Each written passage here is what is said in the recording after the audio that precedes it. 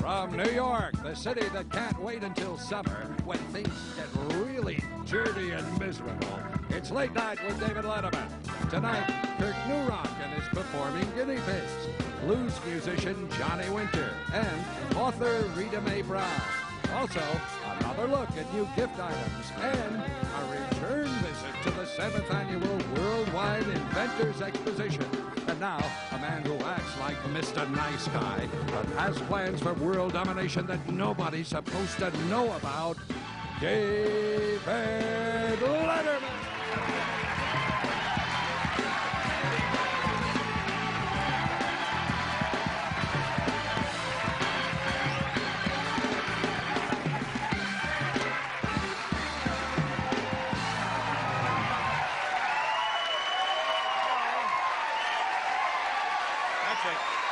Thank you. Thank you very much. Thank you very much, ladies and gentlemen. Welcome to the show. My name is David Letterman. Nice weather outside now. Not too bad. It's here in New York, it's nice, but it's cold, and we're all still fed up with the fact that it's springtime, and it's, what, 30, 35, like that outside?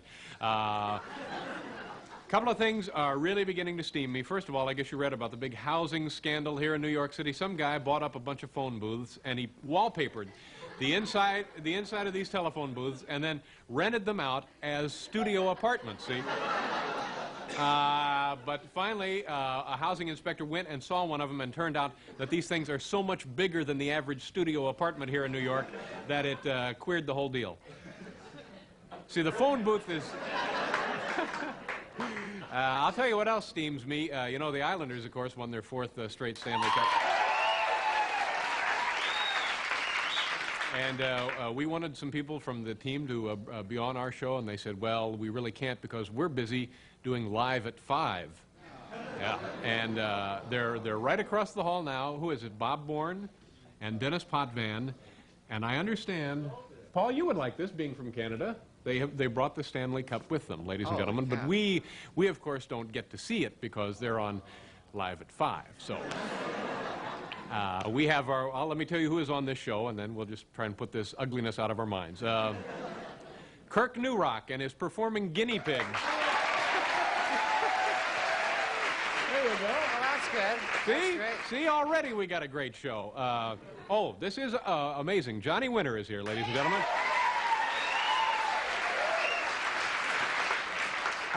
Rita Mae Brown will be on the program tonight. Open the door. Are they out there yet? Go open the other door, if you will, sir. No, they haven't left yet. Oh, I don't see anybody that looks like a... Hockey players have enormous necks, don't they? They just... Wrists.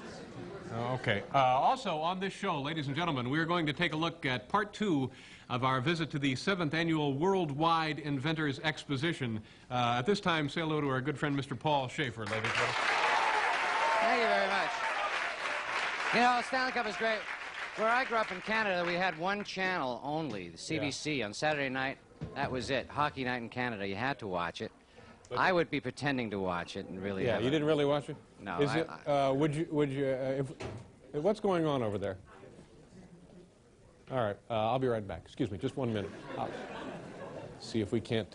Hi, Tommy, how are you? Hi, thank you very much for opening the door. Hi, how are you? Nice to see you. Where are the Islanders? They're on the air? What happened to the cup? Where's the cup? Oh, the cup is here. Well, if we can just get the cup, the heck with these guys. Hi, how are you? Nice to see you. Nice to see you, Jay. How are you? Friend of Dennis Potvin? Yeah, from Ottawa. Oh, yeah. You know, Paul Schaefer is our musical director. He's from Canada. Oh, yeah. Yeah, Thunder Bay. And this is the cup. Boy, could I just see how heavy that is? Go ahead. Whoa, boy, that's a lot heavier than you guess. Wow. How long is Dennis going to be gone? He should be back any minute now. Oh. We have a studio audience full of people who would love to see this. Okay.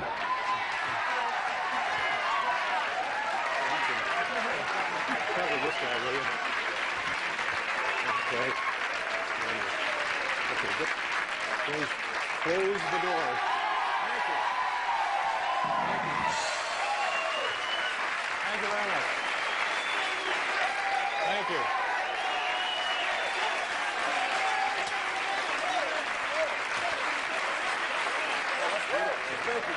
Yeah, there you go, Paul. So Paul Schaefer, ladies and gentlemen.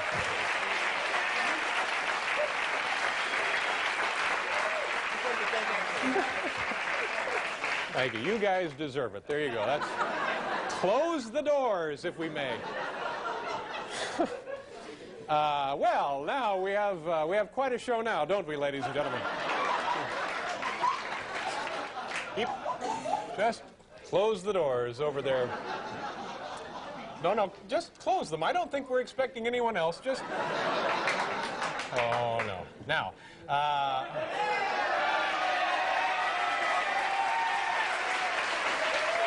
how are you? Hi, Jim. Nice to see you.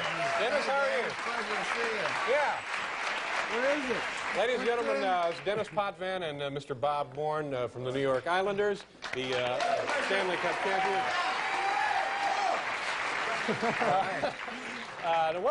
What brings you guys over here? We seem to be missing something. Yeah, I know. I got to tell you something. The guy, your buddy from Ottawa, he just let me walk right out with this thing. The security is surprisingly lax here. I tell you what, if we could just have it for the rest of the show, and we'll Can we talk with the cup in our hands? Oh, sure, sure. Right. Oh, no, wait a minute. Oh, no? Wait a minute. I tell you what, Dennis, see this seat right over there? If we can just leave it there for the rest of the show, and I wouldn't take your cup. What about Marv? What's he gonna say? Marv has no say in this. Marv has no jurisdiction over the cup whatsoever. Well, we'll... See, there you go. Marv says we can keep it. That's darn nice of you, Marv. Thank you very much. Of course, now, have you guys been on Live at 5 yet? No, in a few minutes. Uh-huh. Yeah, okay. Well, you probably want to run on over there and get into makeup. Okay. I'll tell you what, we're going to, you want to stay and watch this? First of all, congratulations again on number 4. Thank you very much. Truly an unbelievable occurrence in sports. What are we going to do? We're going to talk this over with our good friends from the country to the north, and we'll be right back, folks.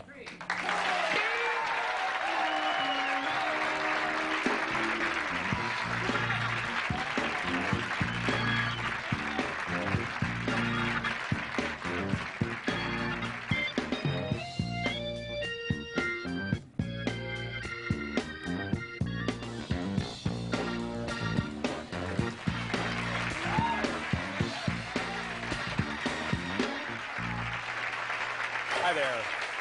Welcome back. We reached an agreement, and Dennis and Bob took it away from us for their appearance. No, but they said it'll be coming back. So when they're done over there across the hall with Marv Albert, they'll bring it back. Truly an impressive feat.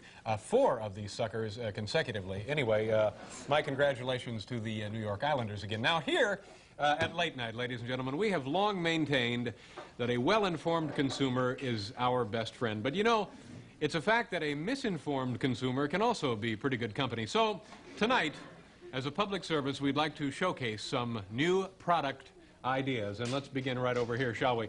You know, today's busy executive spends a lot of precious time on elevators, and he can't really afford to squander that time by telling everyone who gets on an elevator whether it's going up or going down. Now, the Japanese know this, and that's why they have invented this elevator direction indicator hat. Put the hat on and see. Down. The Japanese know this, and that's why they developed the hat. Well, you were just in Japan, weren't you, Steve? Yes, sir. Probably saw a lot of these hats, didn't you? Yeah, that's right. All right, now. Now, everybody you run into these days has one of these drumming chimps. Now, of course, they sound great, but they can also be disturbing to co-workers or fellow passengers. Fortunately, the new drumming chimp comes with the headphones for private listening as well. You just plug this in, and there you go, and you turn it on, and you're the only one that would. Oh, yes, there. Be able to hear those. Well, that's funny. You can hear them without my tie. And this little belt, you could put it in your pocket as well. The drumming chimp. Drumming chimp. It's the Walkman drumming chimp. Now, here's a great new gag item for the next time you go to the movies. These trick movie tickets, now, they look just like the real thing, but these are actually made from an indestructible titanium alloy. Now, watch the usher go crazy trying to tear them in half. Excuse me, sir. If you'll, here's our usher right here. There you are, sir. Smoking in the rear section only. Thank you very much. I say smoking in the rear section Thank only. you very much. Smoking in the rear section only. Smoking in the rear section. All right, here, try these bolt cutters, son. See if that's, thank you, sir. that'll help you. The new titanium alloy theater tickets. That'll be smoking in the rear Smoking section in the rear only. section only. Smoking in the rear section only. It just can't be done, can it? No, it No, can't. okay, thank you. Perhaps the perfect practical joke. Thank you very much, sir. I appreciate it.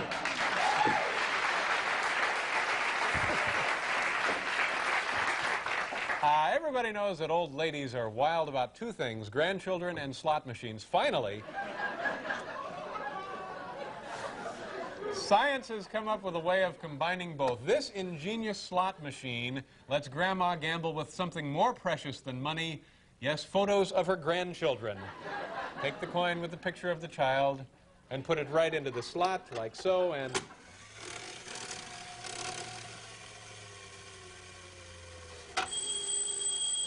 there we go. See? The pictures of little children. And smoking in the rear section only. Now, here's a new way to rent formal wear that's as convenient as a Coke machine. It's the coin-operated tuxedo, ladies and gentlemen. 2 quarters, two quarters let you look sharp for 45 minutes before more money is needed. Now, let me demonstrate how. Do you have a quarter? I'll use one of these grandma tokens. There you are. Put it right in there. Okay, now, but do not try to cheat the device. A failure to deposit coins promptly releases crankcase oil all over the jacket. And oh, gee. Oh, my goodness. Now, see, is there any more in there? It's empty. It's empty. It's empty. Okay. It's empty. It's empty. Well, everybody's noticed that a glass containing a cool summer... See, here's the crankcase oil right there. It's all over there. Fell all over the bolt cutters, which really have nothing to do with that particular joke. They were part of another joke. Everybody has noticed that a glass containing a cool summertime drink collects beads of moisture. But why let this dazzling natural phenomenon go to waste? With this set of novelty glasses, beads of perspiration actually seem to run down the faces of your favorite sweaty celebrities. This set includes 4, Rodney Dangerfield, of course, Jackie Gleason, James Brown, and, of course, UN Ambassador Jean Kirkpatrick. These are... Oh, no, don't worry. You know, we've all read news articles about people who were accidentally shot and didn't realize it until many days later. Well, worry no more, thanks to this new gunshot alarm. Now, let me demonstrate how this works. You would wear this on your wrist and say just a random maniac sniper goes and fires a shell at you.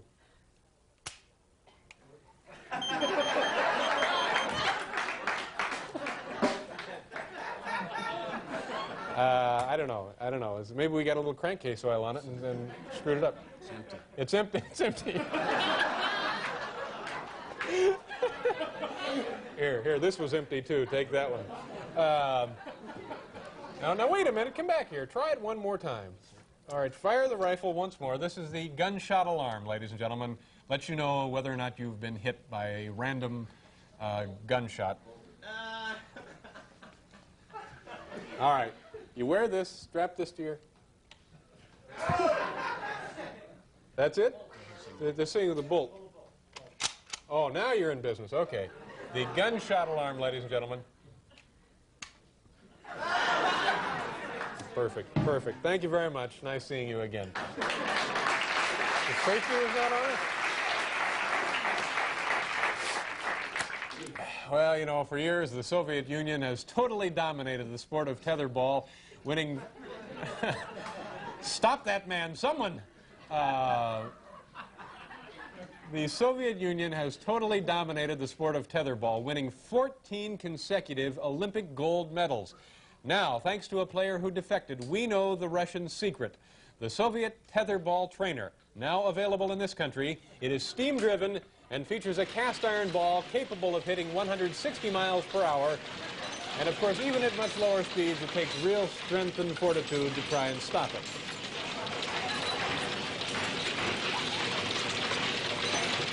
That's the Soviet tetherball machine right there. And it seems to be working perfectly. Okay, is the rifle loaded? Okay, just come back in here and take one more shot. Then. Oh, for heaven's sakes, watch out for the Soviet tetherball. I hate to have some sort of ugly accident take place here. Okay, so you slip on the gunshot alarm, ladies and gentlemen, and you're walking down the street when suddenly... Oh! There, see that? Thank you very much. Then you hear the alarm. The alarm goes off. We'll be right back with Kirk Nurock and his performing guinea pig. Johnny Winter is here and Rita Mae Brown. Thank you, folks.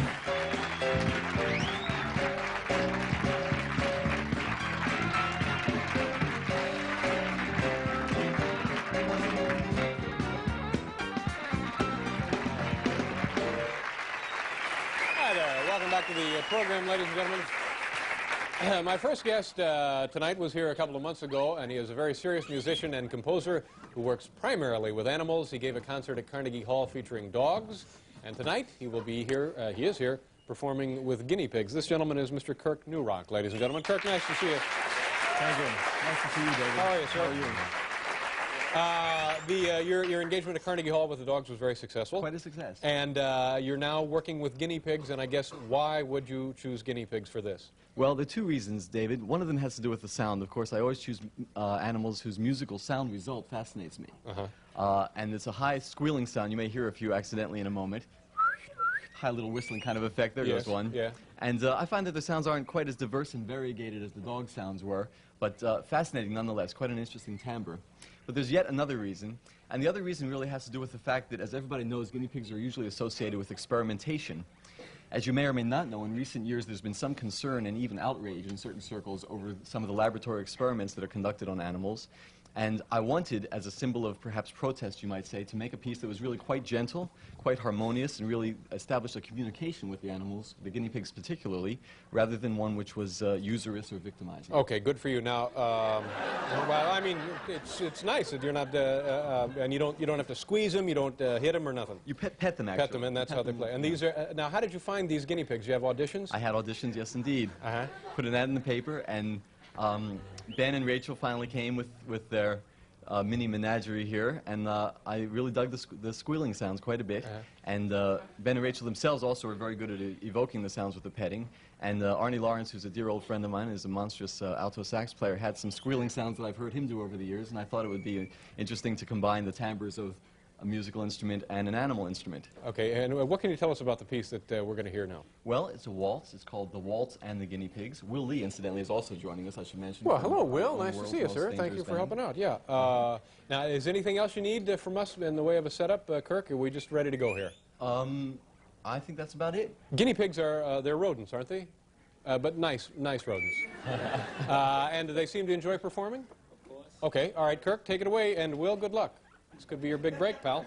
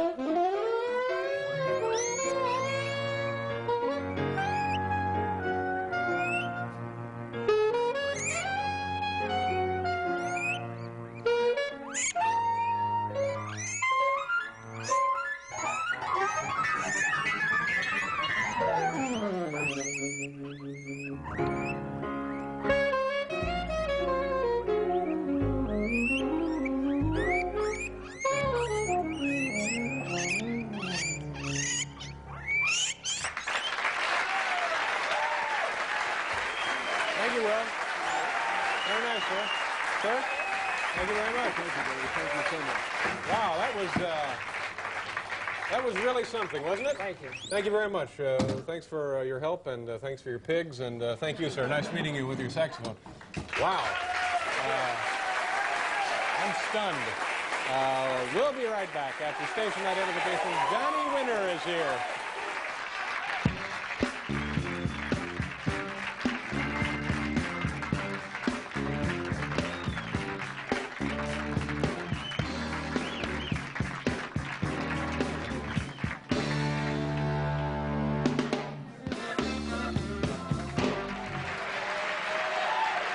Hi. Tomorrow night on this program from Blue Thunder, Daniel Stern, Brother Theodore, and Lauren Hutton will be joining us right here on this program tomorrow. Now, are they returning the cup? Are they finished over there? All right.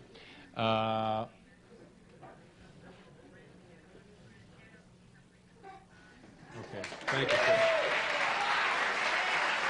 Thank you, Dennis. Why don't we just put it right here?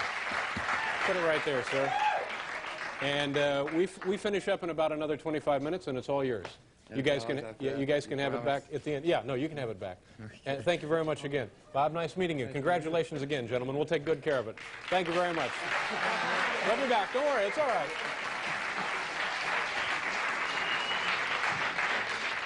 right. All right. After playing for years in clubs and roadhouses throughout the South, my next guest made a sensational debut in the late 60s and has remained one of the most respected blues musicians in the world ever since. Tonight, I believe, is the first time he's played with the Stanley Cup. Ladies and gentlemen, please welcome Johnny Winter.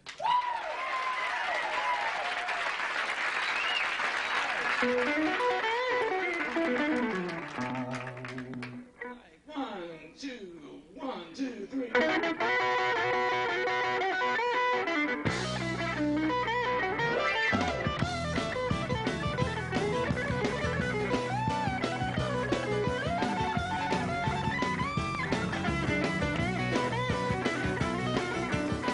Louisiana, close to New Orleans. We're back up in the woods among the elderberries. There's good long cat.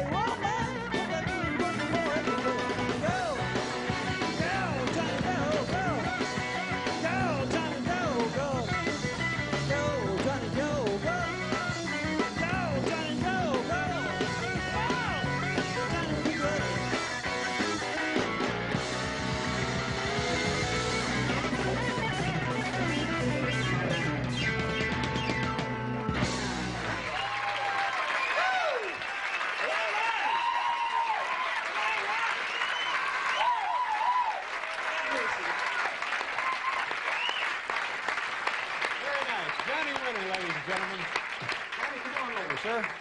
Have a seat. Just terrific. Thank you very much. You of course, know the Stanley Cup. Thank you very much for being on the show. I appreciate it, sir. What part of the country were you born in, as they say? Well, you were asking about that the other night. You were asking where Port Arthur, Texas was. Yeah. I'm from Beaumont, a little town about 12 miles from Port Arthur, and it's, if you can get a close-up, I can show you where Port Arthur is. You have a little map Port on your Arthur. chain there. Port Arthur and Beaumont are right over here. It's the Golden Triangle. Oh, yeah. I mean, that's part of Texas there. Yeah. Now, when you started in music, you worked pretty much in your own neighborhood and stuff? The folks wouldn't let me out of the house until I was 14 or 15 because whew, it's hard work. Yeah. Good band up there. Yeah, yep.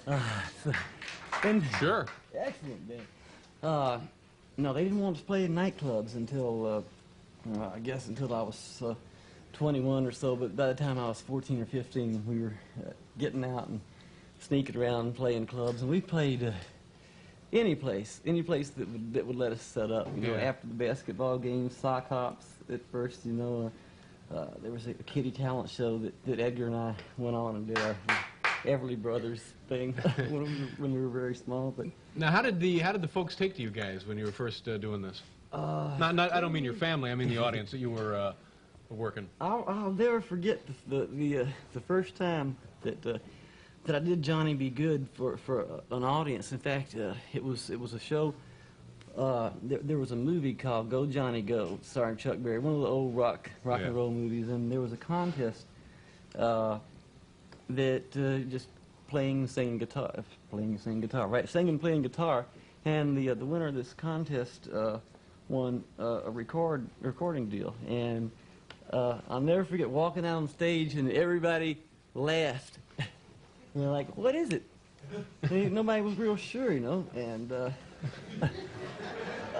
yeah, we ended up winning, and that was my first record deal. I made my first recording when I was 15. But yeah, people didn't know exactly what to think because there are not many albinos around, and especially that many years ago in the Deep South, nobody knew quite what to think of us. And I'm guessing some of these places were not tea rooms to begin with anyway. No, we were playing pretty funky places at first. Yeah. And were you ever in danger physically? Not as long as I had my guitar. Not as long as I could, get a good swing. But yeah, it used to be pretty hairy. Yeah. You had to be able to play everything, you know, and be like, we want to hear Blue Suede Shoes number again. Well, I'm sorry, I just played that song. You better play it again. I was in the bathroom, I didn't hear it. Let me. Okay. I was going to ask you. I'll ask you anyway, and then we'll see what happens. This overnight success. Now, in your case, it literally was that, wasn't it? You guys were ready to go elsewhere, and when this happened. We were ready to go to England. We were ready to hit Europe. We'd already been all over the States. Yeah. And it was amazing. I figured, well, we've played all over, and the blues scene is bigger in Europe, so I'll go over there and see. What year was what that, Johnny? That was in '68, and I had cut a demo record, and I was over for 2 weeks. For the first week, nobody would listen to us. Finally, we got a deal, and some real nice people said, yeah, you guys, we really like you. Come over and we'll record you and work out a tour, and that was just great. Yeah. So I went back home and told the band, and we were getting ready to pack up. You know, it wasn't we hadn't signed any contracts, but we were going to make the move. And we picked up the Rolling Stone, and there I was, and living black and white, man, right? Gigantic picture of me, and it was an article on Texas musicians and how many good people had made it out of Texas, and how many good people were also starving, sitting around there, and said some really nice things about me. And the article just completely changed things. People that didn't want to hear from me, wouldn't talk to me. The day before were calling. I mean, people were calling from both coasts, overseas, you know. making these fantastic offers. So your life changed immediately, didn't it? Changed immediately. Again, thanks for being here. It's terrific to see you. Johnny Winter, folks. We'll be right back here for part 2 of our visit to the 7th Annual Worldwide Inventors Expo.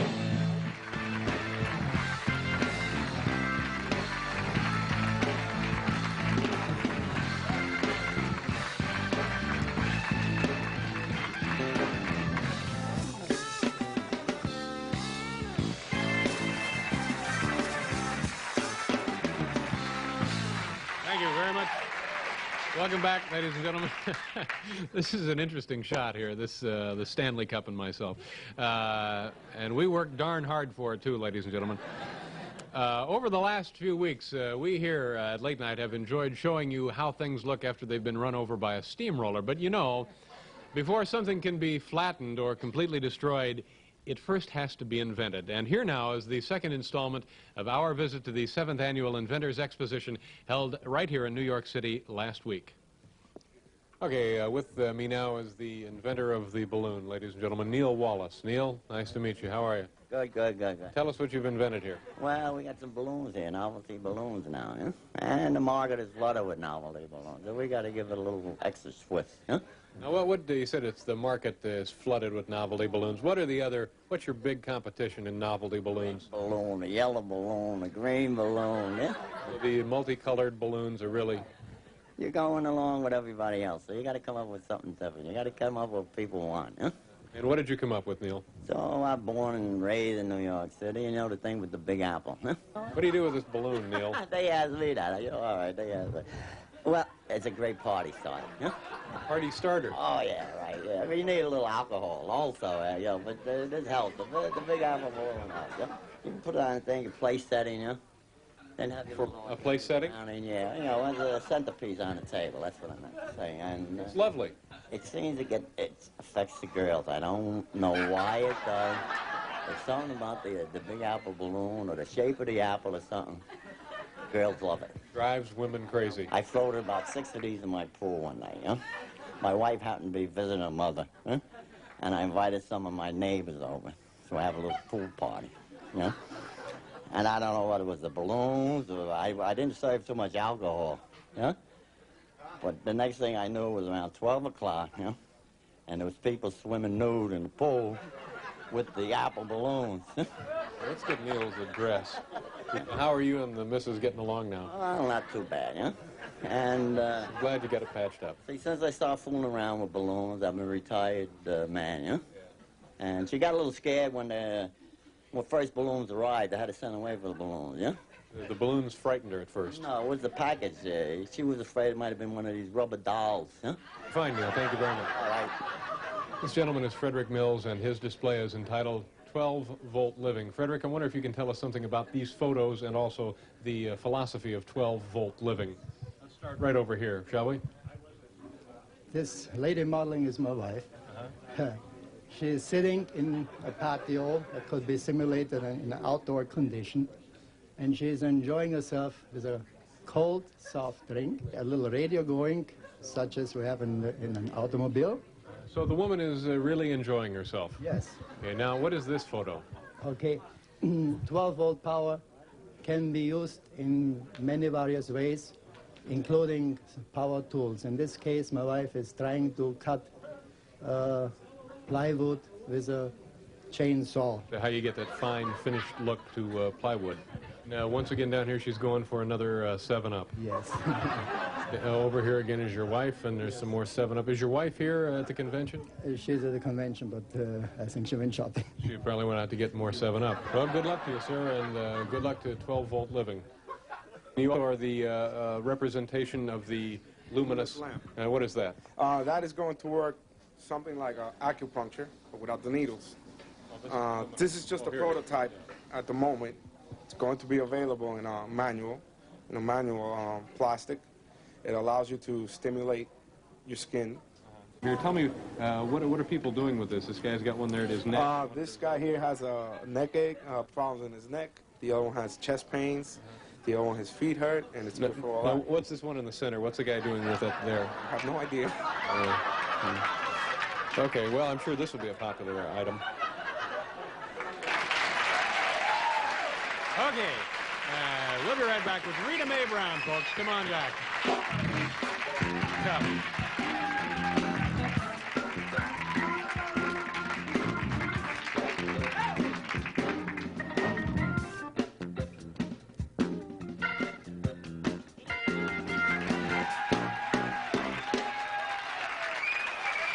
Hi there. Our next guest is a very funny and perceptive writer whose first novel, Ruby Fruit Jungle, was a cult favorite that went on to become a bestseller. And since that time, she has written TV and film scripts along with other best-selling novels. Now, this is her latest, entitled Sudden Death. Ladies and gentlemen, please welcome Rita Mae Brown. Rita.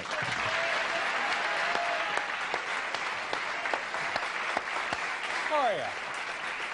Nice to see you, Rita. Nice to see you. Have a seat, if you will. I say that you have a puckish wit. Well, thank you very much.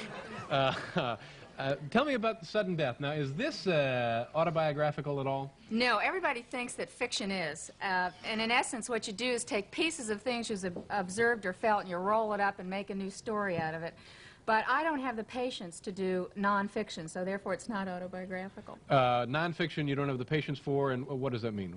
Well, I think of it as just one long, agonizing term paper. Oh, yeah. So with fiction, I can just cut a shine, as we say down south. Cut a shine? Mm-hmm. Oh, I sort of like that. I'm not sure what it means, but cut a shine of my own one day.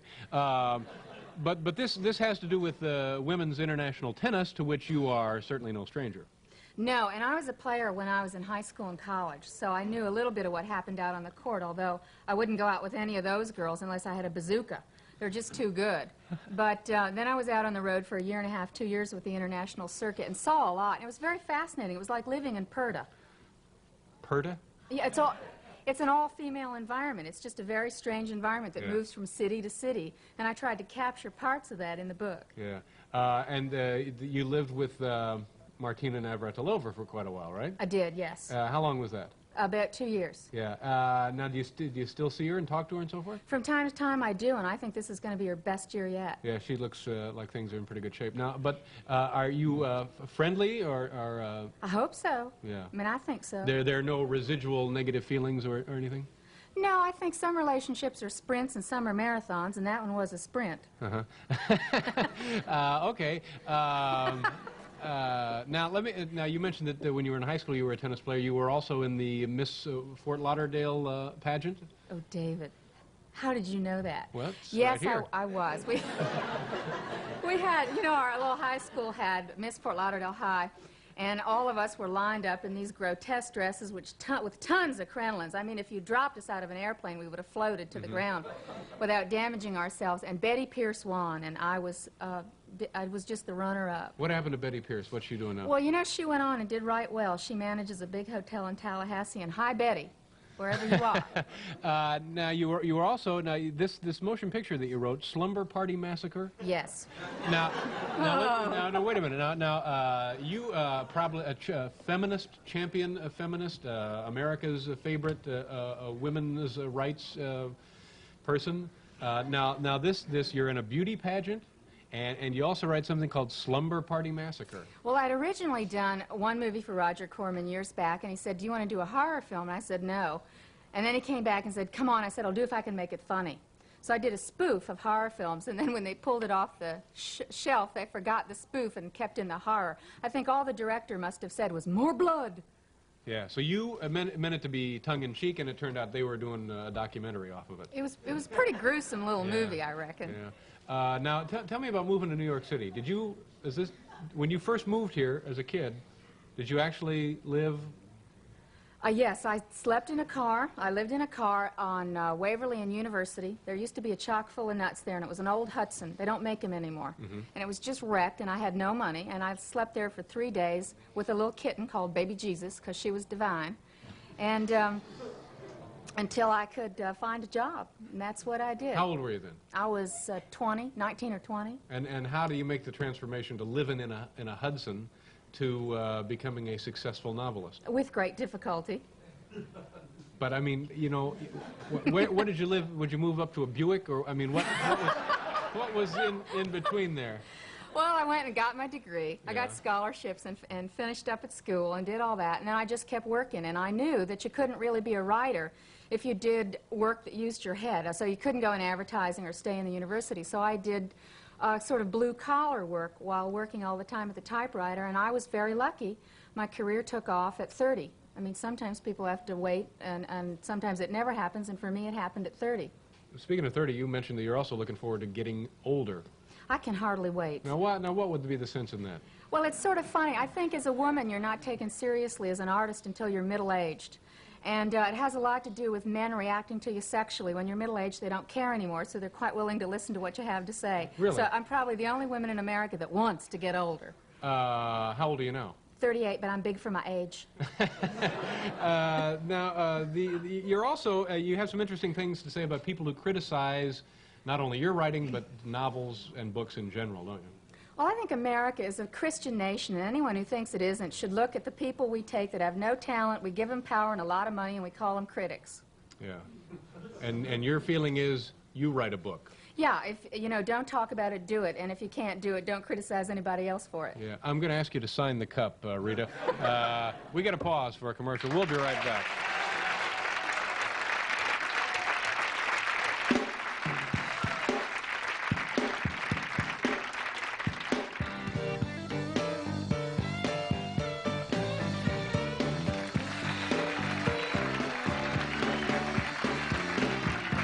Thank you very much, Paul. We're out of time. I want to thank everybody who was here tonight. Rita, it was a pleasure meeting you. Thanks for being here. Come back and see us again, if you will. Thank you. Also, Johnny Winter, Kirk Nurock and his guinea pigs, Paul Wendell and Bill Schaefer. Dennis Potvin and Bobby Bourne from the New York Islanders. Tomorrow, Brother Theodore, Daniel Stern, and Lauren Hutton. Good night, folks.